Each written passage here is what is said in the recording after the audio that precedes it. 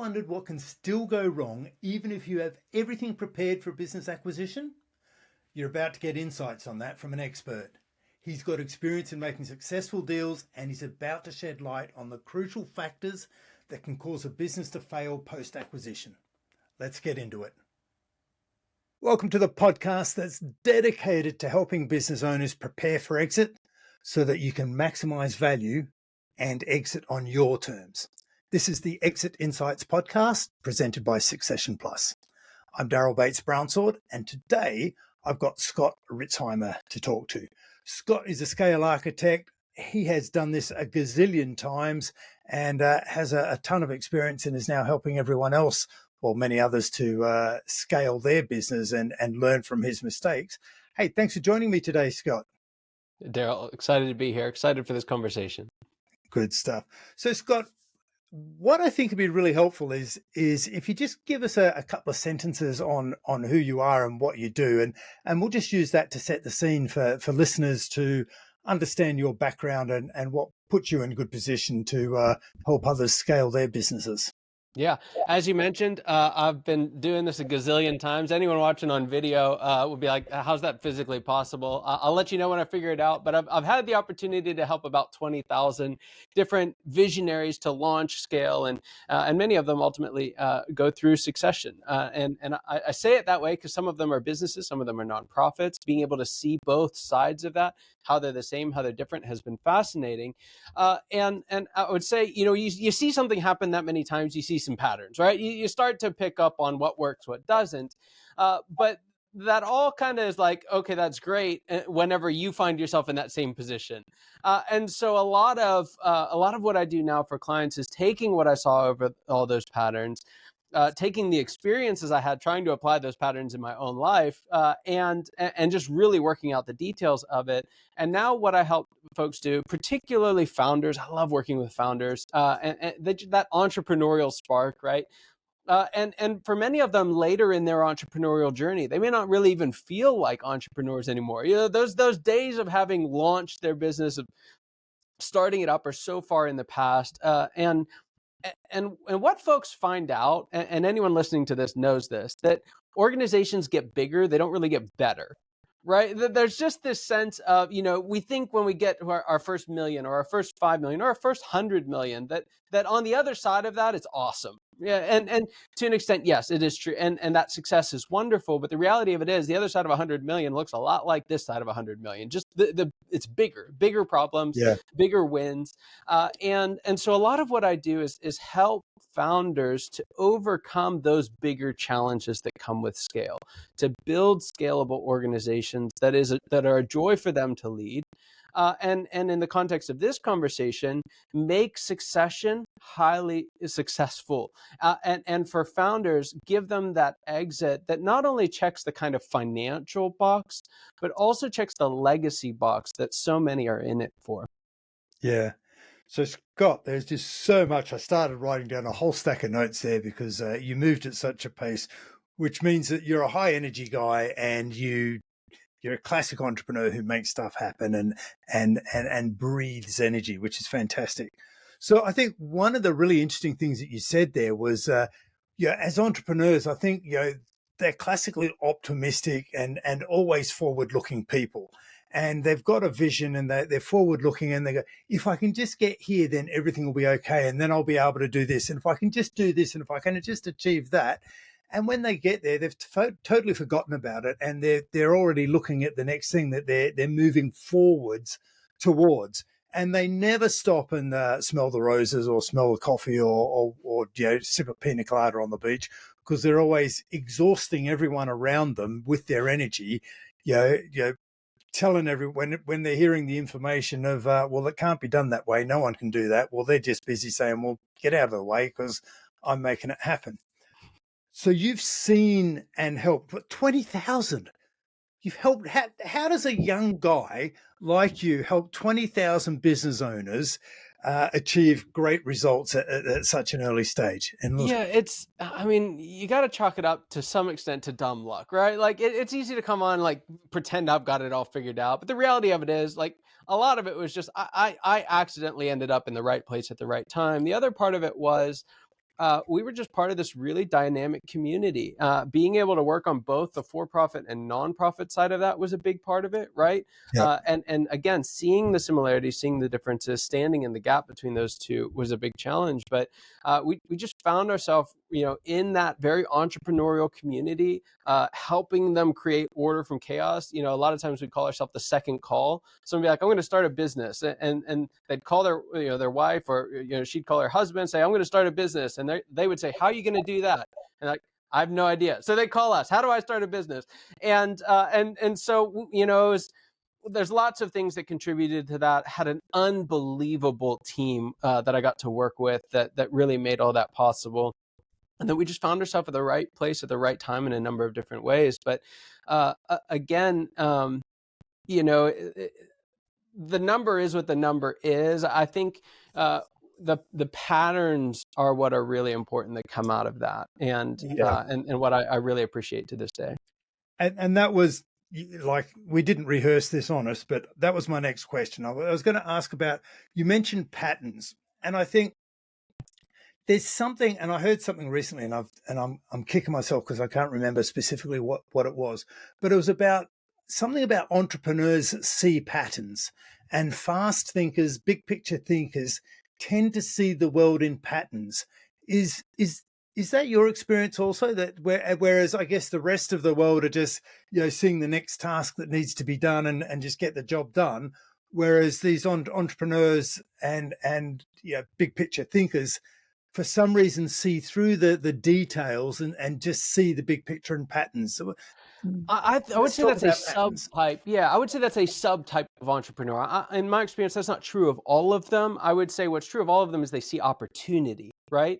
Yeah, Some of them see opportunity in action. Some of them see opportunity in people. Some of them see opportunity in patterns. And some of them are just lit on fire enough to make opportunity happen, even if they don't see it. So I would say there's different subtypes of entrepreneur, and yes, a significant portion of them see the world in patterns, and particularly those that really excel in the later stages. That tends to be a trait. Now, on the same token, that can be a detriment early on because you're too busy looking at patterns and not doing stuff. So there's two sides of that coin, but when you look at a lot of the real big name entrepreneurs, a lot of them are actually wired more for the later stages than the early stages, which is why we see their success. And I would say, kind of added element to this is that technology really amplifies the benefit of pattern recognition. And yeah, so we're in a season and a time where that subtype of entrepreneur can scale very quickly. They can scale to a very large size because of the ability to translate patterns into technology, into code, into reproducible systems. That's a very beneficial trait in the current economy. sure. So, as someone who sees patterns, are they effectively extracting themselves out of their business or out of whatever environment it is, and is able to take that helicopter view and look down and see the whole field of play at one time, so to speak? Is that what we're referring to here? Yeah, I think so. I mean, I think you see it in a microcosm inside of chess, right? You know what the set of moves are. Now, where I think chess is very different from the real world is that it is a confined environment. And so you won't necessarily see visionaries be great at chess, but you will be able to see them do it in an open environment, which is the world, right? There are not those same set of limitations that you have in chess, but that same idea of being able to think and move a couple steps ahead. Here's why it's so important. Again, in the early days, it's not as important because you just got to get out there and get stuff. What's helpful is knowing, hey, this is all worth it, right? It's worth it because of the patterns that I see. But later on, you should have a team around you who's helping you execute. And so by seeing the patterns, what that allows you to do is spend the bulk of your time as that visionary leader, as that entrepreneur, looking at what's coming and entrusting your team to execute on what is, if that makes sense. And Mhm. what that does for your team, even if they're not necessarily prone to thinking in patterns, or even if they kind of get a little annoyed at you when you do, it still creates this wonderful context for them to do their best work and it move you as an organization toward the vision that you have, toward the mission that you've created. And that's where I think that strength is so helpful in scaling an organization up, again, because it creates the context for why what we're doing matters. Okay. And you touched on the vision there is or the mission, I think was you're referring to. Is that something that you use and you see, is that a pattern that you see of that successful entrepreneurs have? They're aware of what their mission or vision or some sort of big picture? Absolutely, 100%. And I would say it's a big part of what separates, we're kind of early on in the process, but it's a big part of what separates entrepreneurs who just create a job, right? The kind of technician, the solopreneur, from the entrepreneur who builds a company, who ultimately can actually scale that thing up, is that idea of vision and mission. I was talking to a gentleman. He had actually inherited a business from his father, and he'd been doing it for 15, 20 years, and about 5 of those as the leader of his organization. And he was frustrated as all get out. And I asked him, I said, hey, tell me, what is your vision for the company? It's yours now. What's the vision for it? And he kind of dodged the question. He went on to, some problem he was having with a client. And I kind of reined him back. I was like, okay, that's great. We can deal with that later. If we're going to work together, I'd love to know what your vision is so I can help move you in that direction. And he started talking about an employee challenge. Like, totally ignored the question. And I'm a little like, what's going on here? And so I kind of let him go. We talked about this employee thing for a couple of minutes, and I bring him back. I'm like, well, let's call him Jeff. Jeff, what's your vision? Like, if I were to help you, where do you want this thing to go? And he said, Scott, you keep using that word vision. I don't know what that means. He said, my dad told me to have success in this industry, you've got to have 10 appointments scheduled for next week. And every week since then, unless I was on vacation, and even then sometimes, I've had 10 appointments scheduled for next week. In his industry, him and several of his team members do 3 to 5 times, depending on the year, what an average person does in revenue for that industry, because of that ultra near-term focus. But they're spinning their wheels again and again. They can't get beyond that because there's no vision for the where the organization can go together. Well, that's the classic definition of the being stuck on the hamster wheel, isn't it? Or Groundhog Day. It's just there's that business becomes soulless, and I see a similarity with businesses like that when they don't know where they're going. They just know operationally what they have to do and how to do it well operationally. And dare I say it, that's the risk of what happens when someone comes in and drives the business from the numbers only. They'll drive the business from the spreadsheet, and they'll tweak it and they'll tweak it and they'll tweak it and they'll make operational improvements from a spreadsheet perspective, Yeah. year in, year out, Yeah. to the point where it's acting like a Swiss watch. But then you have a look at the people in the business and there's no soul. None. They're the sort of businesses where you expect and often see high staff turnover. Yeah. How do they counteract it? Well, they start paying their people more because they've got great operational effectiveness. They've got better than average margins. They'll pay people more. And that holds people for about 6 months from what I've seen. And they'll get a job elsewhere and they go, oh, no, stay. We'll give you a pay rise. Okay, well, I'll get a pay rise. If they don't remove the underlying factor that made the person want to leave in the first place, i.e., the place was soul destroying, then that'll only buy them for another 6 months. Yeah. So, yeah, look, so we need to get a vision because humans are people that are inspired on energy and feeling and passion, right? And when they've aligned to a business where a business owner's got a vision or a mission, they're basically saying, we're going in this direction. And people buy into their energy and they'll go, I'll go on that journey with you. Yeah. It sounds like you're building something of value, something important. That's part. I want to do that. That'll feel like I'm making a positive contribution. Yeah, I'm getting paid and I've got to get paid in my job and what have you. But as humans, we crave good leadership and we crave to be part of something bigger than ourselves, don't we?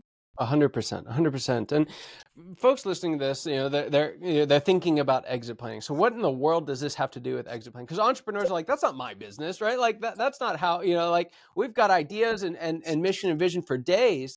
They've got their set of challenges. But what I really want to dial in on is what happens when you're not there anymore. right? What happens when you completely exit day-to-day operations? What happens when you sell to private equity or even to folks inside the business?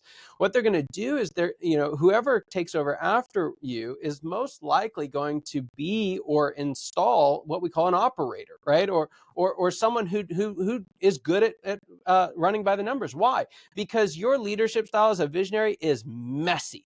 I mean, let's just be honest with you. Like, you create a lot of problems, but it's that messiness and that dynamism that brings the appropriate excitement for an organization. Now, it has to be controlled, it has to be tempered, right? That you have to be part of a team.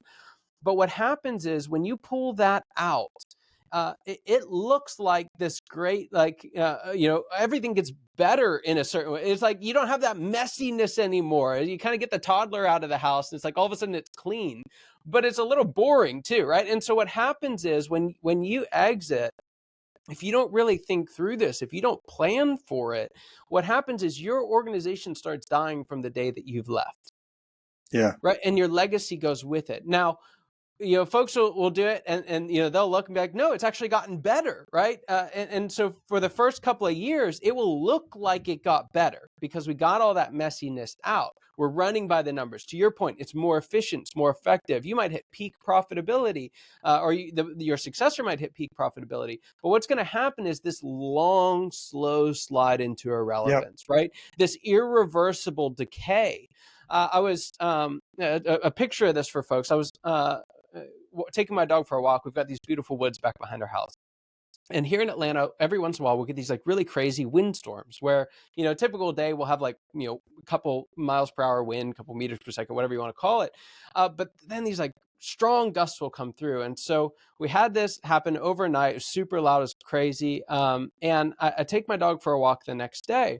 As we're walking through the woods, you kind of round this corner, and this giant tree that I couldn't fit my arms around twice, right? It's just this huge tree that I've always loved walking around. It's this beautiful tree, looks awesome and strong, and it's laying there on its side. And I'm like, how's that even possible, right? Like, wind is wind, but it's like, how can a tree that big, that strong get blown over? And as I continue walking around the path, it kind of corners on this tree, and I get to the point where I can see down into the inside of the tree. It was completely hollow. All but the last couple inches had been rotted out and eaten out by ants. And so we look at these giant organizations from the outside and they look strong, right? They look beautiful, they look big. But what happens is when they don't have that visionary life, right? They don't have that visionary spark, that continuously developed vision for the future. They start to die from the inside out. And again, it sounds really rough, but it's true, and you need to know it, is that the one and only exit from that is that the business disappears, right? Same thing for nonprofits, but we're talking about businesses here. It just simply ceases to exist. When you look back, and this isn't something that just affects small businesses. You look back 50 years ago now, around 1970, you look at the Fortune 500 list.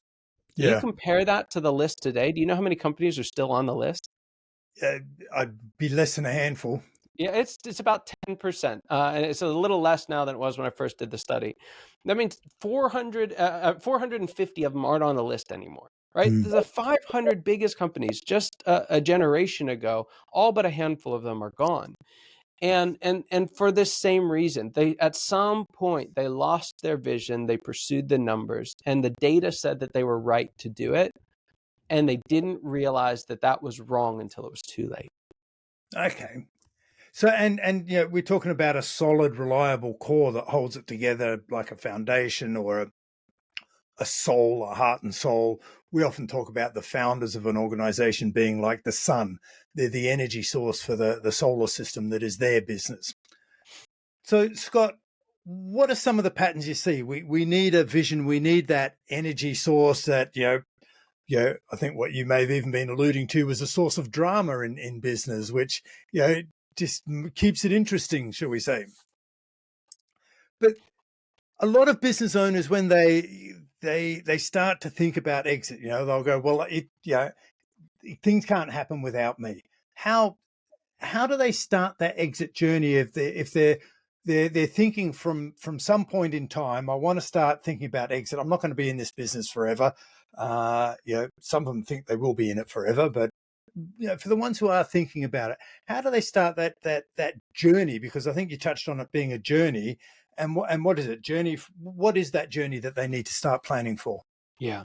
So a couple of things, and in order, there's a couple of phases to this. So the first phase of this is the organization operationally dependent on you, right? Yep. Are you the key consultant? Are you the primary sales rep? Are you necessary for your organization to hit its goals for this year, right? Are you still in producer mode? If you're in producer mode, you've got some work to do. That's the first thing that you need to eliminate.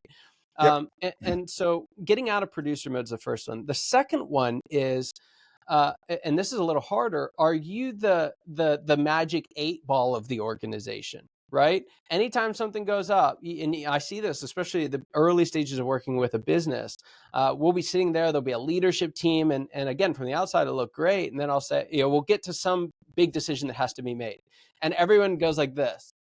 Everyone looks to the guy, the girl, whoever's in charge, and you Superman. realize, oh, no, you don't have a decision making team. You've got a leadership team of advisors, and ultimately, when push comes to shove, it comes down to you. Now we pride ourselves on that, right? And it's Yeah, it's not good for the ego. it's not inherently a bad thing. You've got to be a great decision maker to get a business to that stage. But it's not going to get beyond that stage if you're still the magic 8 ball, right? If you're still the one who's got all the answers. So once you've eliminated the production requirement, the next thing that you need to begin working on is not exercising your magical decision-making skill. It's building a team that can make decisions with you. Right? Yeah. It's building an executive team that's capable of carrying that decision-making load along with you. Yep. And then the third big stage of this process of removing yourself from the function of the organization so that you can exit, so that success can work, is we start looking at the organization, we start looking at succession, and the natural thing to do is to find somebody that we trust to carry the organization toward our vision for the future.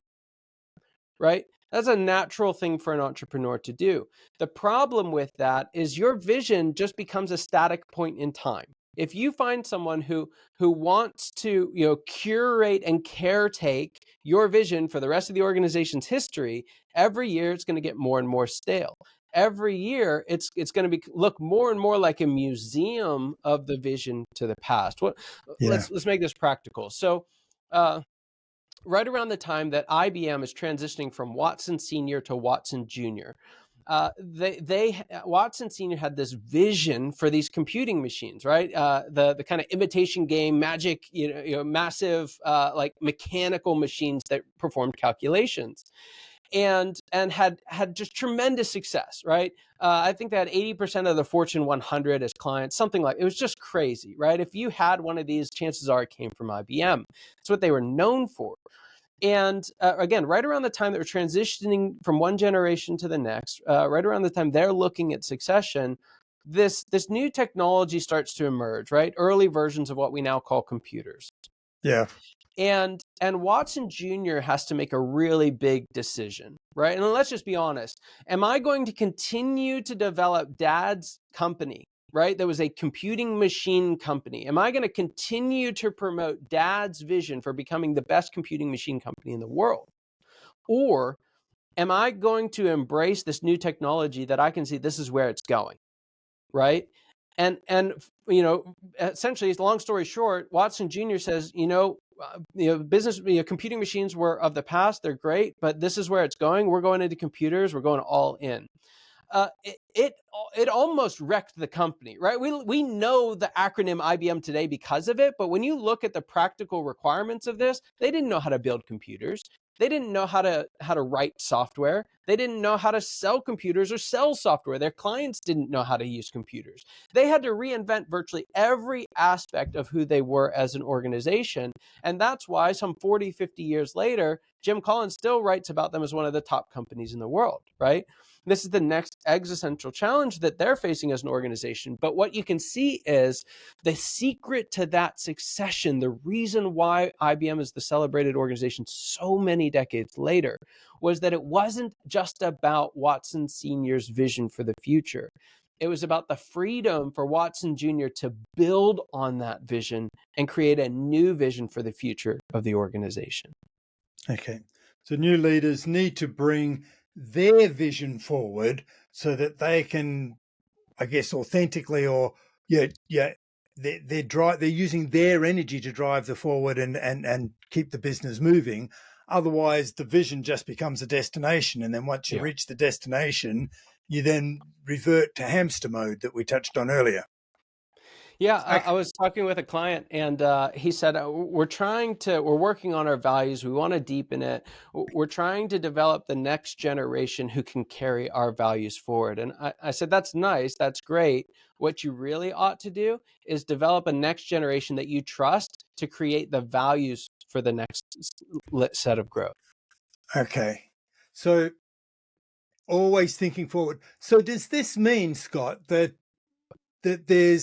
it's not when we're thinking about our exit, we need to be thinking when we should be exiting, as opposed to how we're going to exit and get that timing right so that the end, if we are interested in leaving a legacy, we'll get ourselves out of the way when the timing's right. I guess it's a bit like a pro athlete, knowing to retire when they're on a high rather than waiting just 1 year too late and all of a sudden they're running downhill down the other side.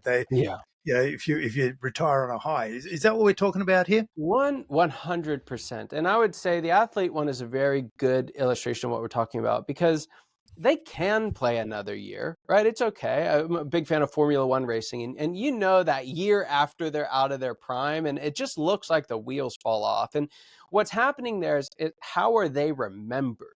Right? Are they remembered for the elite player that they were? Nico Rosberg retires the year after he wins the Formula One World Championship and shocked the world, but we remember him as a champion. We don't remember him as, he probably would have got beat by Lewis Hamilton after that. I don't know, but it's how they're being remembered. So similar thing for founders. What separates founders from a lot of other owners is this desire for them to be remembered, for their organization to be remembered, for something to still be there when they're gone. And so because of that, it's not just about when do we cash out. What we're looking at is how do we build an organization, right, that when we leave, it accelerates and can continue to accelerate. And here's what's so special about that. It's a little bit more work. You won't always be able to come up with, hey, the financial incentive behind it on the front end.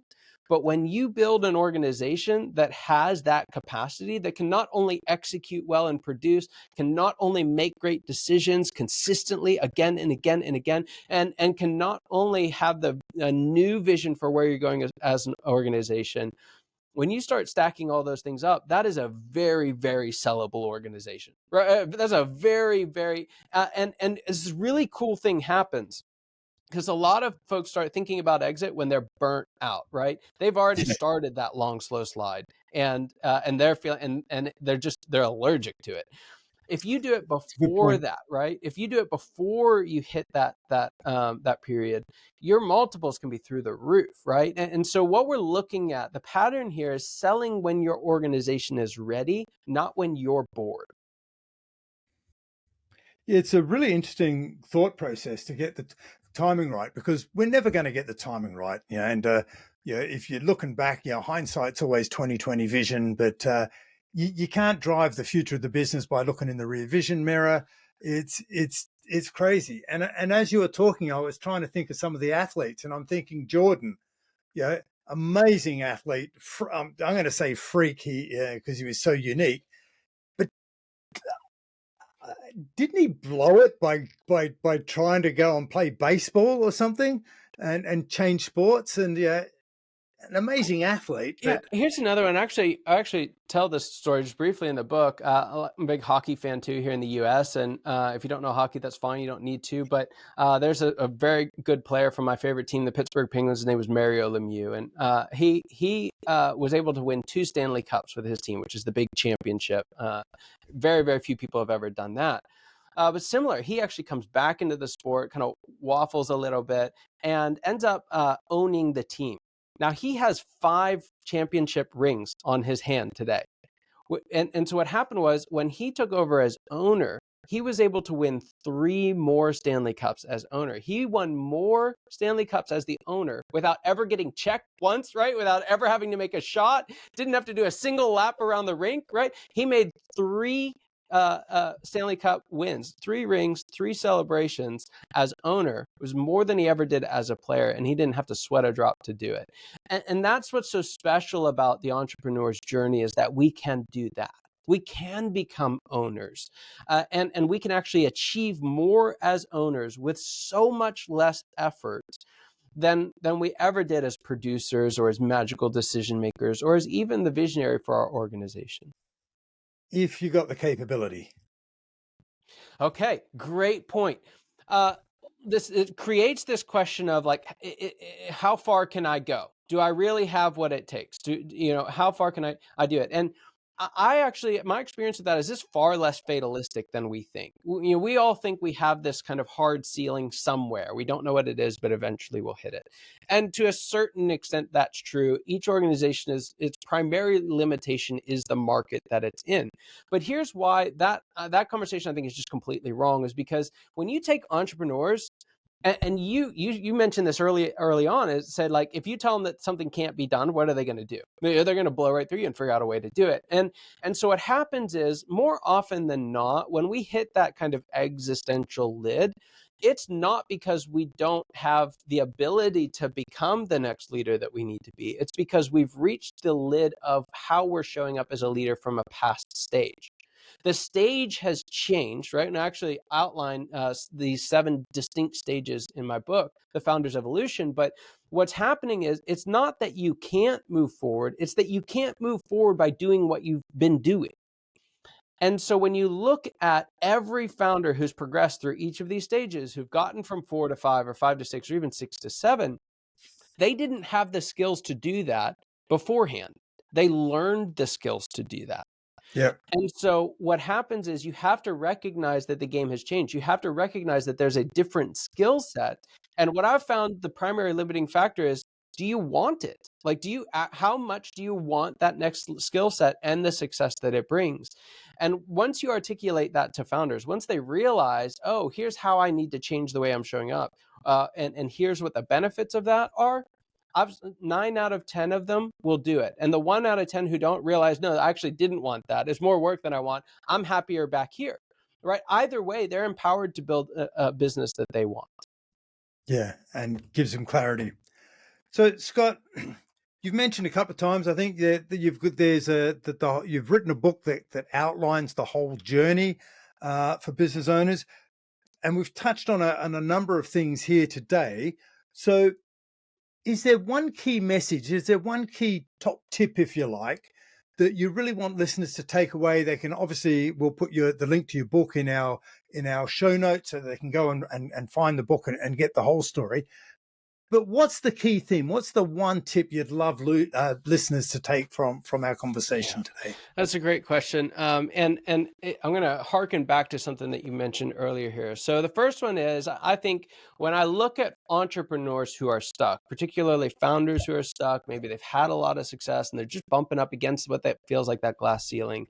The most important thing that you can do is to find out what stage you're in as a founder. There are 7 of them, from pre-launch to post-exit, and they all have completely different skill sets that are required.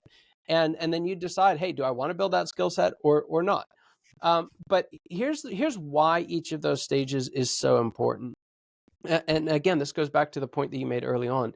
When, as entrepreneurs, we're very forward looking, right? I don't think I've ever met an entrepreneur who didn't want to go to the next level. Now, they have no idea what the next level actually is, right? They just, it's kind of, you dig in, it's kind of more of the existing level, but they're future oriented. They're looking at what can and should be. And to get there, you're going to have to adapt and evolve as a founder. But none of that matters if you're miserable every stage along the way, right? If you put your joy on hold until you reach some milestone, I guarantee you at the other side of that milestone is less joy than you have today, if that's your mindset going into it. And it's not because there's less joy available today, it's because you will militarize your idea of, oh, I'm not going to be happy until I'm here. I was working with a client, and their dream was to make $10 million and to keep $1 million of it. And they finally get to this point. They make $10 million. They keep $1 million of it. And you know what? The first thing he told me was, after he told me that, now I got to figure out how to pay a $400,000 tax bill. Yeah. Right. Like, and so what we have to do is we have to recognize what stage we're in, what skills are required for that stage. But more important than anything, we have to recognize what joy is available to us in this stage.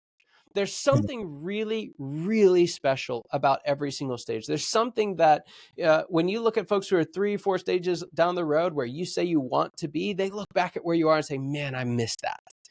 And so the biggest tragedy is to miss it in the moment because we're waiting for some future Good box point. check. And I think upon reflection, a lot of entrepreneurs and business owners, they're on a continual learning journey. They may not be consciously on a learning journey, but they're just going, what do I have to do to overcome this? Here's the next problem. What do I have to do? And when they look back, they've been continually learning, pushing themselves, stretching themselves, getting out of their comfort zone and achieving targets. Yeah. And so they're on that forever learning journey. But the key point that I think you made is wherever you are, just enjoy the moment you're in, enjoy it for what it is, because we can so easily get caught up in the trap that the grass is always greener. It's better in the future. And then you live life forever in the future. One day you're going to be happy and you'll just never get there. Yeah. Yeah, that's 100% right. Scott, that's fantastic. Look, I really appreciate you sharing those insights. We'll put the link to the book in the show notes so that people can dig deeper and understand a whole lot more about the 7 stages and the skill sets that they need to acquire to get through each of those stages as a journey from a founder through to I guess an exit. What's the last stage? Exited The business visionary owner? founder, right? We finally get the title that we've kind of used all along, but when you look at what a visionary founder does, it's really, really special. Brilliant. Thanks, Scott Ritzheimer. Really appreciate your exit insights with us today. Daryl, it's an absolute pleasure. Thanks for having me. I hope you enjoyed this episode of the Exit Insights podcast. And if you have, now's a good time to subscribe and make sure you get notified of all future episodes. Now, if the topics have raised questions about the value potential in your business or how you will exit like a boss, then contact me and arrange a free strategy call where we can discuss what's required for you. Otherwise, if you'd simply like to learn more about how to prepare for when you want to exit, then you can download a copy of our ebook called It All Begins with Insights. The link is in the show notes. In this book, we'll show you how a business insights report can be used to assess your business to uncover your intangible assets and identify the value potential if you're ready for exit and your business is exit ready.